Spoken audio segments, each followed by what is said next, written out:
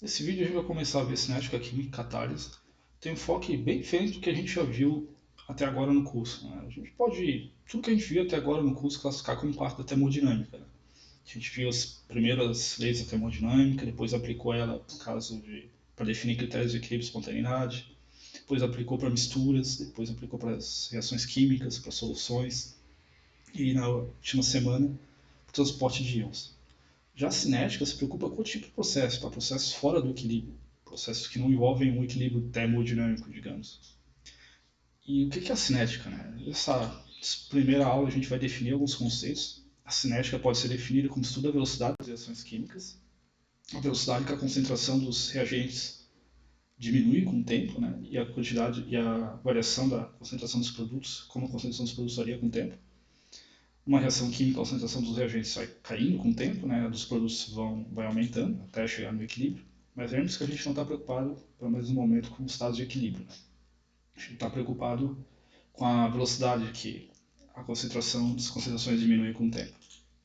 Então, a primeira coisa que a gente pode definir é uma velocidade média, né? Ou da reação, ou uma taxa de reação, que são sinônimos, tá? Velocidade ou taxa de reação. Então, a velocidade média de uma reação seria a variação da concentração da espécie J, por exemplo, dividido pela variação do tempo, né? Quanto a concentração da espécie J varia no tempo. Essa delta J, né? delta da concentração de J, seria a concentração de J no tempo t menos a concentração de J no tempo zero, né? Seria o tempo inicial, dividido pelo intervalo de tempo em que há essa variação de concentração. Né? Essa seria uma velocidade média, né? Por isso que é um V com uma barrinha em cima. Essa barrinha indica a velocidade média. E aqui indicando, né, que delta concentração de J é a variação da concentração de J do intervalo de tempo delta t. E se a concentração de J está em mol por litro e delta t em segundos, a velocidade é em mol por litro por segundo. Tá? Normalmente, a gente mede a velocidade da reação em termos de segundos.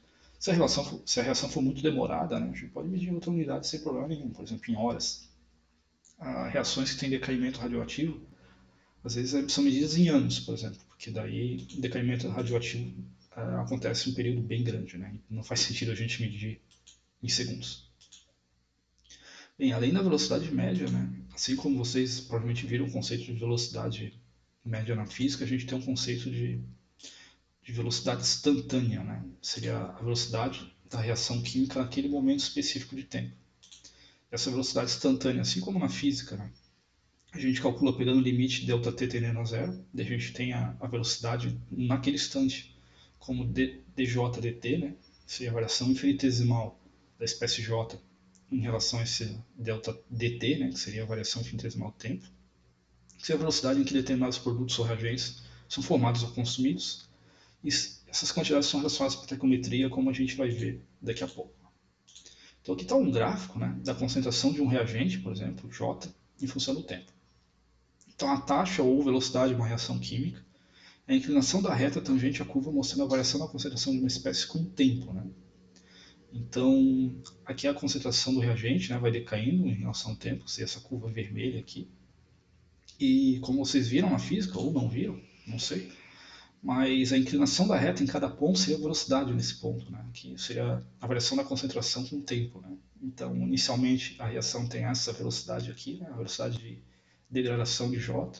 Depois, esse tempo aqui tem outra velocidade. Depois, esse outro tempo aqui tem outra velocidade. Então, a velocidade ao longo da reação vai variando, né? Aí, nesse caso, a velocidade de consumo da espécie J. Lembrando que a partir de agora a gente vai sempre falar de velocidade instantânea. Tá? Só vai falar de velocidade média quando tiver especificado. Eu acho que nunca vai ter especificado, vai ser sempre velocidade média. Então, como estava escrito antes, né, a velocidade de uma reação química depende da estequiometria da reação. Por exemplo, se a gente tem a reação aqui da decomposição da ureia, né, o NH2,2CO, em água, formando NH4+, e CO3,2-, o íon amônio e íon carbonato. Então, a velocidade de formação do NH4+, é duas vezes a velocidade de consumo da ureia. Né? Perceba, por mol de reação, a gente tem 1 mol de ureia é decomposto formando 2 mols de NH4+. Então, para cada mol de reação, a gente tem a degradação só de 1 mol de ureia, mas a gente tem a formação de 2 mols de NH4. Então, a velocidade da reação vai depender da estequiometria da reação. Né? Se você tem mais quantidade de produto formada por mol de reação, a gente vai ter mais produtos formados em um dado tempo. Né? Então, como é que a gente calcula a velocidade em termos levando em consideração os coeficientes estequiométricos? Tá?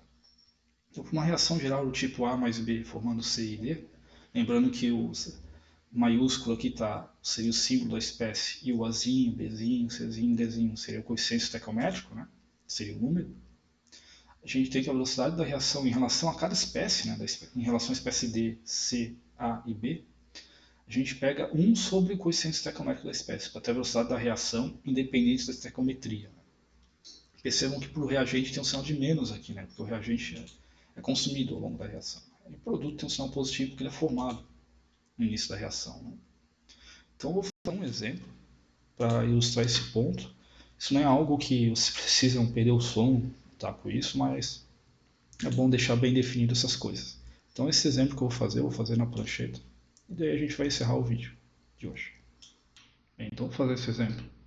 A taxa de formação do amônio na reação N2 mais 3H2 mais 3H2 formando 2 mols de amônio foi reportado como 1,2 milimol por decímetro por segundo sob certas condições, com a taxa de consumo de H2. Então a gente tem que a velocidade da reação vai ser, vendo a estequiometria, né? Seria 1 sobre 2 a formação da amônia. Lembrando que é a formação em relação a uma espécie, a reação em relação a uma espécie, né? A velocidade da reação em relação a uma espécie, é 1 sobre o coeficiente estequiométrico daquela espécie. No caso da amônia, é 1 meio a reação de formação da amônia. No caso do nitrogênio, é 1 sobre 1, né? Ou seja, é simplesmente menos dN2dt. E de H2 é menos 1 terço. A variação do H2 com o tempo. E o que a gente tem seria a velocidade do consumo do NH3, que é esse cara aqui, que é 1,2 milimol por decímetro por segundo. Ele quer saber a taxa de consumo do H2, né? Que seria esse cara aqui. Então, igualando, a gente tem 1 meio da concentração do NH3